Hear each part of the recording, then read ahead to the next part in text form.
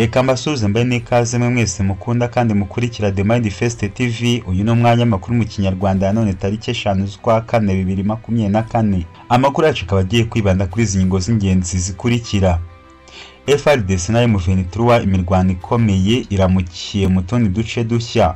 Ni mu gihe nanone Kiliziya Gatolika yongeye kwikoma ubutegetsi bwa Perezida Tshisekedi.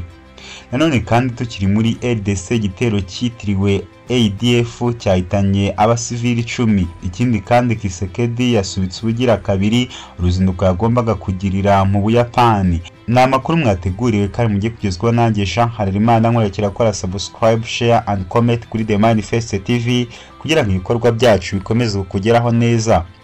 Amakuru ku buryo burambuye ni mu kanya.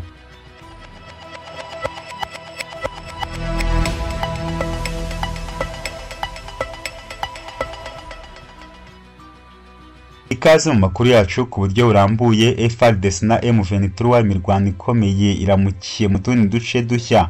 Imirwano yongeye kuba mu duce dutandukanye two muri Kivu ya ruguru muri Repubulika Iharanira Demokarasi ya Kongo.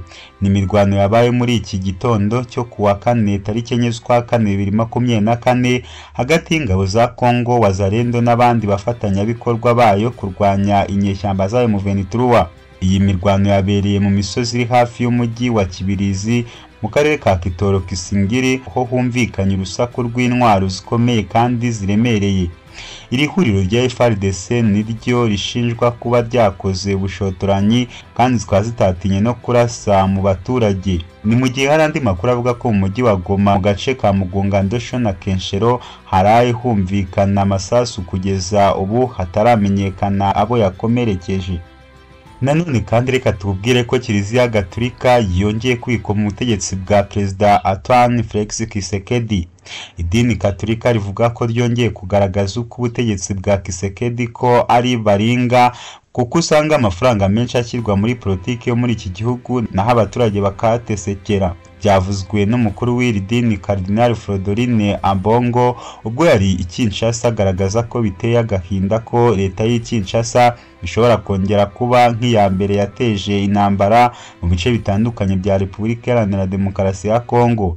Ati mfite ubwoba ko ahari guverinoma nshya izaba nayo imeze nk'iya mbere. Ikibazo cya Repubulika ya Demokarasi ya Kongo ni uko 70% by'ingengo y'imari ikoreshwa mu kuzamura urwego rwa politike mu gihugu, naho 30% isigaye igakoreshwa kuri miliyoni amagana z'abanyekongo. Yongeyeho ati igihugu ntigifite uburyo bwo gushimangira politike yacyo kugira ngo gitange serivisi nziza ku baturage bacyo, kandi ibi ni akaga gakomeye ku bene igihugu. Tariki 31 z'ukwa gatatu 2024 Cardinal Ambongo yari yavuze ko igihugu cya Repubulika ya Demokarasi ya Kongo kidafite ingabo zirengera abene gihugu, ko ahubwo ko ari abasirikare b'icyuka bidateye kabiri. Leta yahise yaka ibisobanuro uyu mukardinali ku byo yavuze. Patrick Muyaya uvugira leta yashinje Cardinal Fridolin Ambongo gukoresha imvugo bigaragara ko zishyira imbere no gushyigikira abashaka gufata ubutegetsi. Nanone kandi tukiri muri RDC turakubwira ko igitero cyitiriwe ADF cyahitanye abasivili bagera ku 10.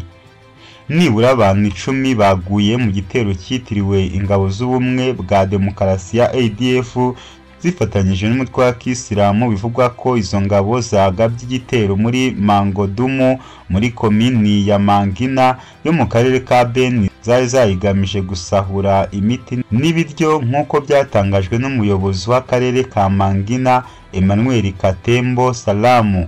Nk'uko ikinyamakuru Jeune Afrique dukesha inkuru cyakomeje kivuga, iki gitero cyagabwe ku manywa y'ihangu. Kapiteni Anthony Mwarushayi umuvugizi w'ingabo muri kariya karere ntabwo yemeje ko abantu 10 bapfuye, ariko agaragaza ko ingabo za Kongo FARDC zafasha abaterabwoba 4 kandi ko zarokoye abakobwa 4 bakiri bato bari bashimuswe.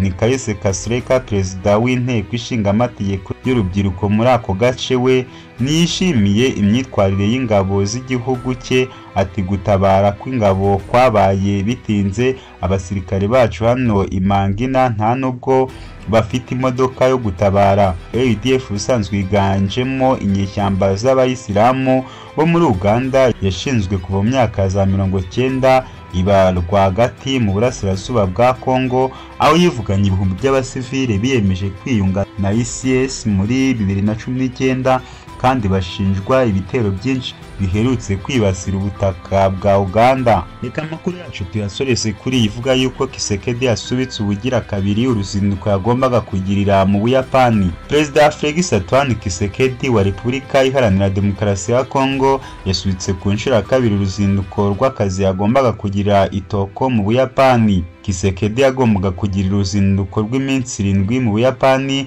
hagati y'itariki 31 Werurwe n'iya 7 Mata 2024.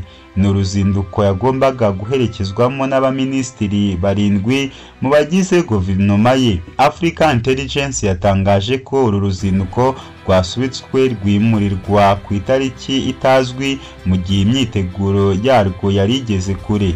Kuri gahunda byari biteganyijwe ko nyuma yo kugera mu Buyapani, Kisekedi yari bugirana ibiganiro na minisitiri w'intebe w'iki gihugu Fumio Kishida.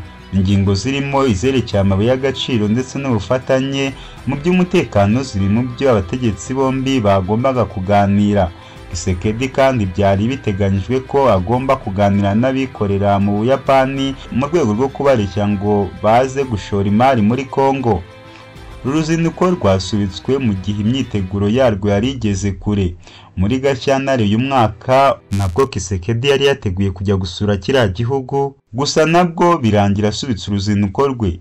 Amakuru avuga ko uruzinduko rwa kabiri rwa Kisekedi rwasubitswe ku mpamvu zirimo z'umutekano muke ukomeje kugaragara mu burasirazuba bwa RDC, aho ingabo z'iki gihugu zimaze igihe kirekire zirwana n'inyeshyamba zo mu mutwe wa M23 zananiwe guhashya. Indi mpamvu nuko kugeza ubu Kisekedi atarashyiraho abagize guverinoma nshya nyuma yo gutorwa muri manda nshya mu Kuboza umwaka ushize. Kisekedi yaherukaga mu Buyapani muri 2019 ubwo yari yahitabiriye inama mpuzamahanga yigaga ku iterambere ry'umugabane wa Afurika.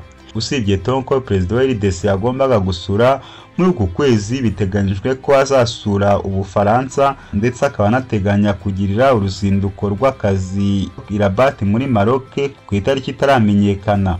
Ni amakuru mwateguriwe kandi mwagezwagaho nanjye Jean Harerimana, nkurarikira gukora subscribe, share, like, comment kuri The Manifest TV kugira ngo ibikorwa byacu bijye bikugeraho ku gihe.